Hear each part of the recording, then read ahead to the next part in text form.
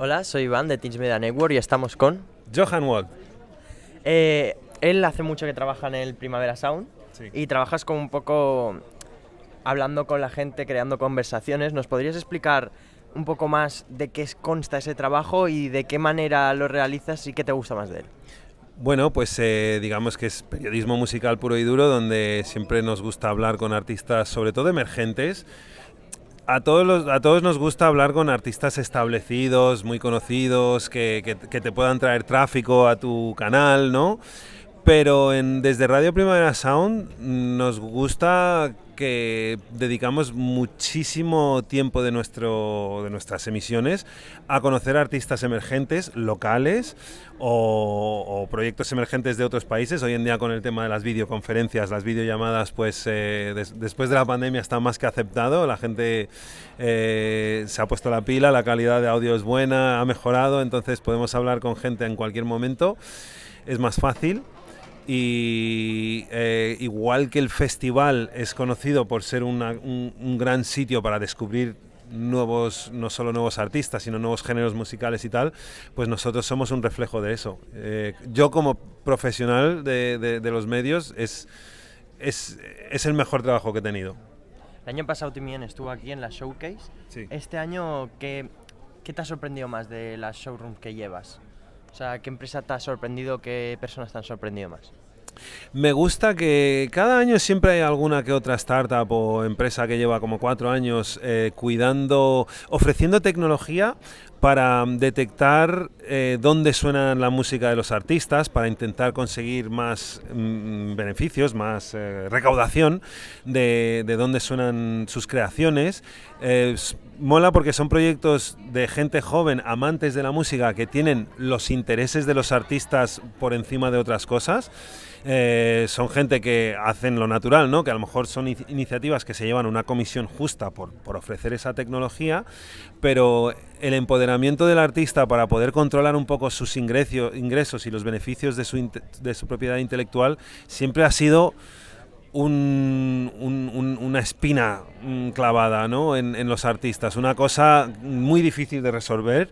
Antiguamente los grandes sellos pues han montado sus imperios a base de tener excelentes abogados que les mandan a los artistas unas biblias de contratos que ningún artista tiene los conocimientos para entender completamente. Y pues yo como periodista pues he visto tantos casos de artistas que han sido pues o timados o jujaneados por sellos porque a lo mejor no se han leído la letra pequeña o porque los sellos perciben unos ingresos que el artista ni sospecha, porque su canción a lo mejor está sonando en una película que se ha licenciado en Turquía y no tiene ni idea porque no tiene ningún familiar en Turquía que dice, oye, he oído tu canción en una serie aquí y tal, y el sello sí que lo sabe. Entonces, a mí estas startups que hay, como las que hemos visto hoy con Disco o Unison y tal, me parecen que van a contribuir a la evolución de la independencia de los artistas. Ahora vas a Primavera Sound a entrevistar. ¿Nos podrías decir algunos artistas que vayas a entrevistar? Sí. Hoy mismo, por ejemplo, tenemos una parrilla muy golosa. Tenemos confirmadas, y si todo va bien, todo va a seguir adelante, entrevistas confirmadas con TV on the Radio, que regresan al festival celebrando 20 años de la publicación de su disco Bloodthirsty Babes, ¿no? Su álbum de debut. No me acuerdo el título completo, pero bueno, son muchos títulos que tengo en la cabeza. Idols. Tenemos una entrevista confirmada con Idols, que además nos la ha pedido mucho nuestros usuarios, porque son unos entrevistados que siempre dan mucha información muy interesante sobre ellos mismos. Son unos tíos muy sensibles que siempre da gusto escucharles hablar. Kelly Lee Owens, me hace mucha ilusión hablar con ella, porque para mí ha firmado uno de los mejores discos del año. Tengo muchísimas ganas de ver ese concierto, cómo lo lleva a cabo al directo. Dream State es el disco, yo creo, uno de los mejores discos que coinciden con el Primavera Sound de este año. Ese y Stereolab, ellos no conceden entrevista. Stereolab son grandes, no hace falta que vengan a hacer entrevistas, ya van a dar un concierto increíble gracias a ese disco que acaban de publicar. Y has hablado de usuarios. ¿Nos puedes explicar un poco los usuarios del Primavera Sound y los que te escuchan? ¿Qué ¿qué crees que les caracteriza más? ¿Y qué es lo que te gusta de ellos? Buena pregunta, porque yo creía que el usuario de Radio Primavera Sound más o menos los teníamos calados, ¿no? Gente muy de tu generación. Bueno, es bastante transgeneracional Radio Primavera Sound, pero es verdad que la radio se ha posicionado en el mundo de los medios de comunicación de este país gracias a que hemos dado mucha voz a podcasters que centran un poco su contenido en temática social. Se aborda muchísimo el feminismo, las causas que luchan por la igualdad en general, podcasts que ahondan en problemas que nos afectan mucho a los ciudadanos, como el tema de la vivienda y tal, pero todo con un carácter de humor, con un carácter pop, cosa que antes no había. Antes sí, tenías programas de radio que estaban en franjas así de horarios, no siempre en prime time, pero hoy en día con lo guay del podcast, que es que lo puedes escuchar cuando a ti te dé la gana, simplemente te tienes que organizar tú bien como usuario. Entonces tenemos un poco de todo, pero quiero pensar que tenemos a la gente que es más progresista en la sociedad, que aboga por los intereses de todos. Lo veo por los comentarios, en los posts, los posts de los reels. Pero también llegamos a todos esos fans de nichos dentro de la música, fans de subgéneros y tal. El otro día entrevistamos al director de cine Oliver Lax, que ganó el premio del jurado en Cannes por la película Sirat, que es una película que retrata una parte de la cultura raver nómada, ¿no? Es una cosa que es una subcultura muy basada en el underground, muy fuera del establishment y del mainstream.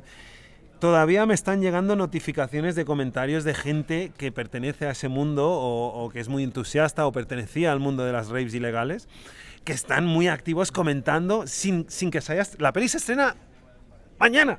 Todavía la gente no ha visto la peli, solo críticos y periodistas de cine, ¿vale? Y hay cientos de comentarios de gente que sin haber visto la peli ya está muy activa porque hemos hablado con el director de esta historia, ¿no? Y esto pues dices, hostia, pues también estamos llegando a públicos muy core. Esto es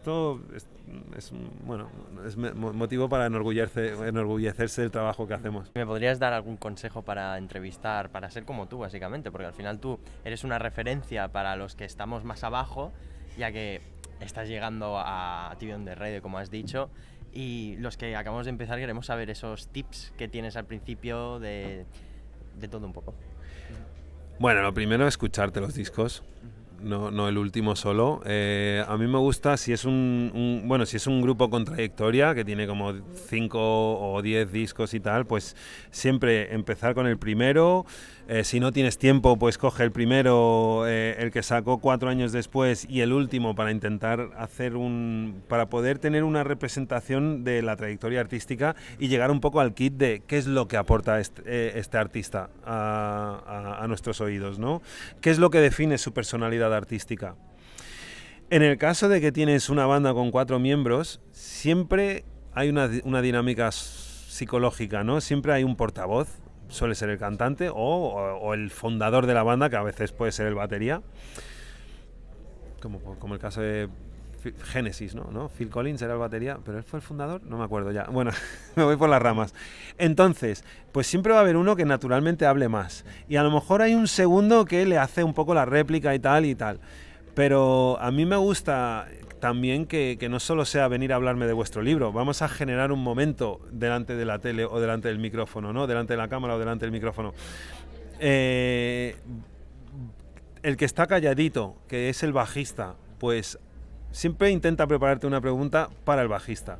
Oye, yo sé que tú en tal canción hay una línea de bajo que me encanta, que me parece lo más adictivo de la canción. ¿Cómo llegaste a esa línea de bajo? Y ahí ya tienes una excusa para hacer hablar al miembro más calladito de la banda, ¿no?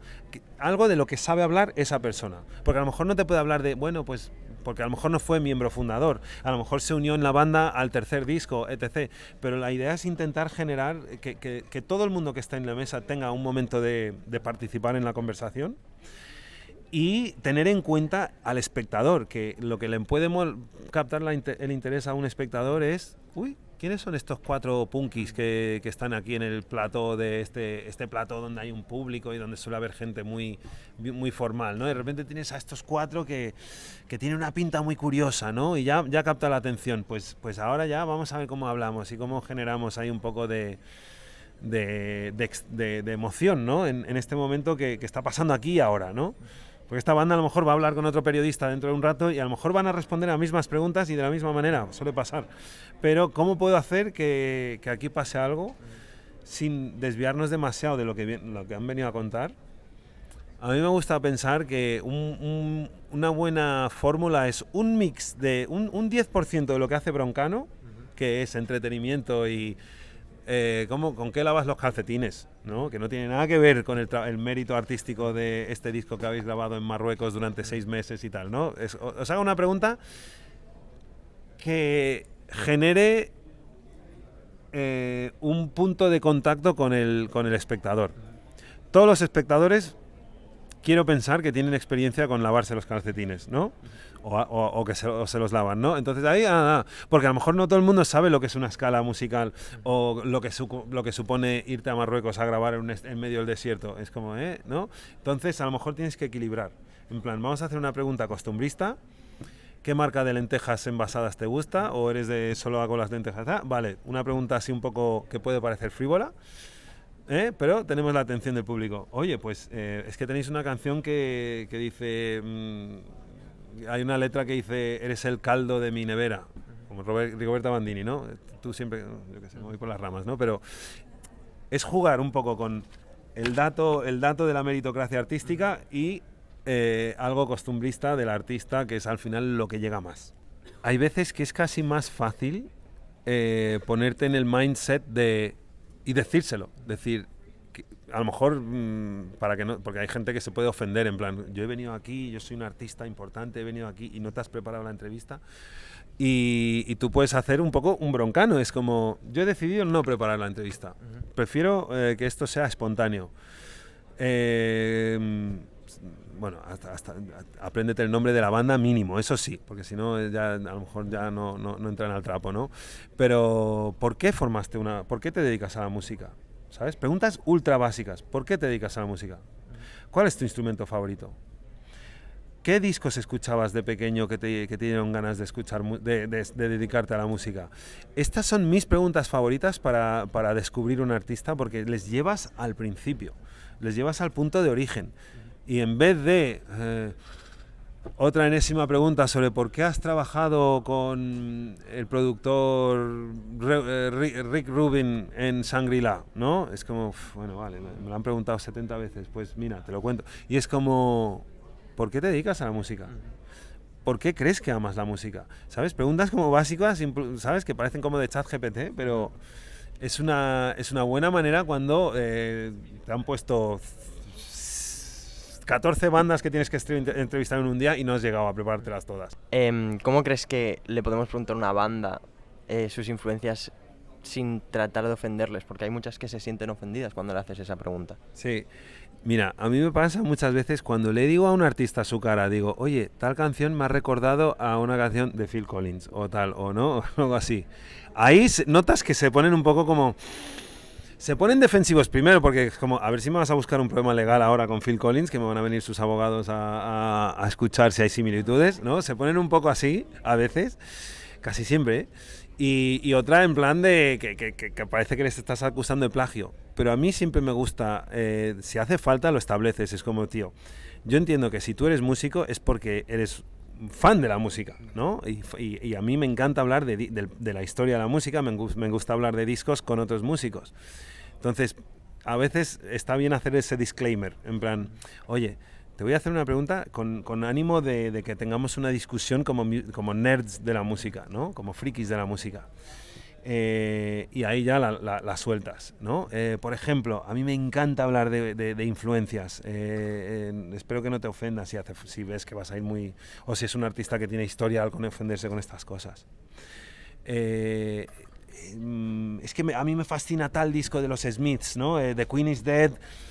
Lo escuché y hay algo en tu música que me recuerda a partes de la guitarra de Johnny Marr, ciertos acordes, no estoy diciendo que estés copiando, ¿no? ¿Sabes? Te cubres un poco las espaldas. Tienes que sacar a relucir el carisma que tienes, ¿sabes? Y ganarte un poco, es lo que te digo, es un trabajo de psicología también, el entrevistar a grupos. Hay que tener en cuenta que la mayoría de los músicos son seres muy inseguros, por eso son músicos y artistas, ¿no? Si no serían abogados o Mourinho entrenando un equipo de fútbol, pero suelen ser gente muy sensible y que les puedes aturdir con una simple pregunta. Entonces siempre tienes que demostrar que estás de su lado. Y ahora te voy a hacer una pregunta que me curiosea a mí mucho. Nosotros en Timien trabajamos mucho con el contenido corto, vertical, y tú en cambio en un contenido de radio se podría decir que es un contenido más largo, que te tienes que parar a escucharlo, y el nuestro se consume muy rápidamente, sí. Que también tenemos un contenido largo, pero ¿cómo lo adaptas tú o consigues captar la atención de esos que lo consumen más corto para que pasen a ese contenido largo, para que pasen a escuchar lo que tú creas? Porque al final lo que se lleva al orden del día ahora para los jóvenes, la mayoría es un contenido corto. Sí. El reel. Bueno, ya sabemos que el reel sirve para llevarle a la entrevista completa, que puede estar alojada o en Mixcloud como audio o en YouTube, ¿no? Si hay vídeo. Y lo estamos viendo, ¿no? Que al final coges el titular, como se hace siempre en la prensa escrita, ¿no? El titular, la frase que te hace engancharte para llevártela tal. Pero sí que es verdad que estamos ante unos tiempos de no solo corta déficit de atención, sino que hay muchísimo contenido. Entonces nosotros como Radio Primavera Sound competimos con todo Dios, porque no solo competimos con otras radios, competimos con creadores de contenido que cada vez afilan muchísimo la manera de captar la atención de la gente. Como creo que es una batalla perdida, porque al final van a ser vídeos de 5 segundos, ¿sabes? De soltarle la dopamina en la mente del que está viendo y darle ese impacto y ese hit. Y a veces, si tu radio lo que quiere es enseñarle a su patrocinador en plan, hemos colgado un reel que solo ha durado 10 segundos, pero tiene 50.000 views, pues esto ya es válido, porque se ve el logotipo del patrocinador en el reel y tal, y dices, bueno, desde un punto de vista de contenido publicitario, porque al final el contenido depende de la publicidad, o para eso se genera contenido, pues es un poco lo que hay. O sea, yo no tengo la solución. Yo sí que tengo la sensación de que ahora cada vez hay reels más largos, incluso en vertical, que hay gente que te cuelga incluso un vídeo de 10 minutos, porque es un microdocumental con un seguimiento y un principio y un fin, y yo me lo trago. Y quiero pensar que si me lo he tragado yo, es que hay más gente dispuesta a consumir ese contenido si está bien filmado, si responde a los códigos estéticos visuales de hoy en día, que te están dando píldoras de información, pero te los están dando rápido, pero te están contando algo, te están enriqueciendo, te están educando y tal. Pues es a lo que vamos. O sea, es que no podemos pretender, vamos a volver al contenido de hace 10 años, donde le he dado a play en un vídeo de YouTube y llevo 3 minutos y he visto cómo has abierto el flycase y he visto las zapatillas andando al escenario y es como, más rápido, nen. Necesito ya el baile de TikTok porque ¿sabes? O sea, pero esto es cosa de los realizadores, ¿no? Sí. Al final hay que tener en cuenta de que esto sigue siendo comunicación, sigue siendo igual que hace 50 años. Y hay que encontrar la manera de ofrecerle el espacio y el escaparate a todos esos proyectos culturales que necesitan que les demos eco, como sea, para que llenen sus teatros, para que llenen sus conciertos, para que la gente escuche sus discos. Eso es un poco nuestra labor, los que estamos en los medios, ¿no? Y si tiene que ser un reel de 10 segundos, pues a romper, pues bueno, pues va a ser eso. Y lo estamos haciendo, de hecho. Lo bueno es que ofrecemos las dos cosas. Tenemos la entrevista de 1 hora en YouTube o en nuestras plataformas de alojamiento, y luego tenemos los reels para captar a la gente. De momento esto es así. Pues mira, un último consejo que te doy a ti para que le digas a todos tus compañeros de clase es: olvidaos de los nombres grandes, buscad a los de vuestra generación, los jóvenes que tienen un proyecto emergente o lo que sea musical o creativo y tal, y darles voz, ¿sabes? Porque entonces crecerán con vosotros y vosotros crecéis con ellos. Esto pasó con El Bloque. No sé si veías El Bloque. El Bloque era un programa musical, una especie de magazine en YouTube, que coincidió con el auge del trap y de todas las músicas urbanas, cuando nadie hablaba de ellos en las radios tradicionales, nadie hablaba de Young Beef, nadie hablaba de Zetangana un poquito, porque ya tenía un poco de trayectoria con Agora Zane y tal, pero empezaron a darles el tratamiento periodístico profesional a artistas que solo tenían mixtapes, que solo tenían temas en SoundCloud y tal. Soto Asa, la Cangri, yo qué sé, todos, a veces se me olvido los nombres. Y las primeras personas que hablaron de ellos fue El Bloque, y entonces eso ya queda ahí como la historia, y El Bloque se convirtió ya en un fenómeno, tenían una plataforma y una audiencia brutal, y como todo hoy en día, pues le pusieron un fin. ¿Sabes? También hay una cosa que es, antiguamente un medio de comunicación venía para quedarse, ¿no? Un MTV, un 40 Principales, un Radio 3 o lo que sea, ¿no? Eso se monta con grandes poderes detrás y se mantienen. Pero hoy en día las cosas que se montan son más efímeras. Lo monta gente joven y lo montan y lo llevan a la cima y lo estallan, y de repente, como El Bloque, de repente es como, hasta aquí hemos llegado. Cada uno querían hacer cosas por separado y le dieron un fin. Y es bonito, porque eso fue un momento en el tiempo. Casi toda la gente que pasó por El Bloque ahora son megaestrellas. La Zoe, Young Beef, Bad Gyal, Rosalía.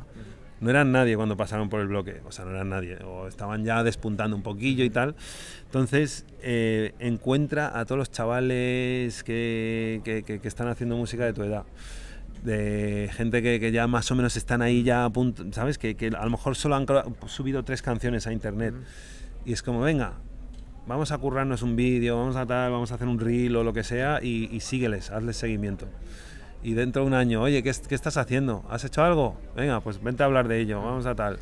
Y venga, y te ayudamos con el videoclip, yo qué sé, ¿sabes? Sí. Y ahí es donde tenéis más fuerza. Así es como competís con los dinosaurios de Radio Primavera Sound. Sí, creo que Muchas gracias. Un placer. Muchas gracias. ¿Cómo has dicho, Alejandro, te llamas? Iván. Iván, perdón.